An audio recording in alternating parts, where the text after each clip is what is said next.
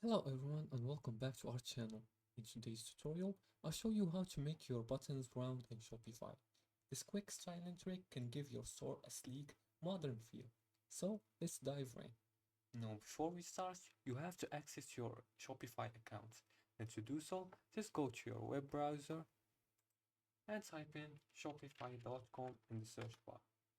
Now after the website appears, click on login right here and, and enter your account credentials.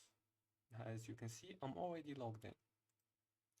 Now after logging in, go to online store in the left hand sidebar here, click on it. After that, select themes here. Find your current theme and click on actions. It's the three dots next to customize here.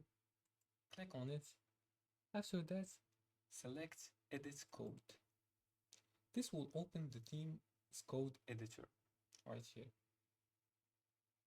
Now in the code editor, locate the CSS file where your button styles are defined. You'll usually find it under assets as something like theme.css or base.css. I'll search for base.css. Yes, here. And click on it to open it. Now to make the buttons round, we'll add some custom CSS. Scroll down to the bottom of your CSS file and locate where your button styles are defined. Now add this CSS code here. Copy it. You can pause the video and copy it here. Now after copying it, the .btn class is commonly used for buttons. If your theme uses a different class, look for that and replace .btn with the appropriate class name. After that, adjust the 50 pixel value to change the roundness. The higher the value, the more circular the button is.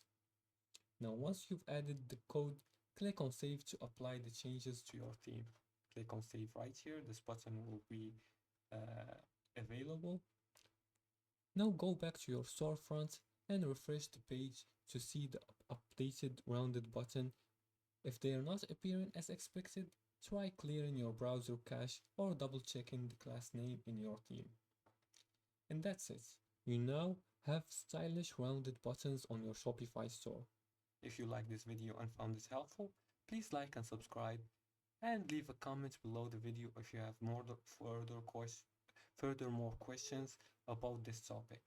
Thanks for watching and see you again in the next tutorial.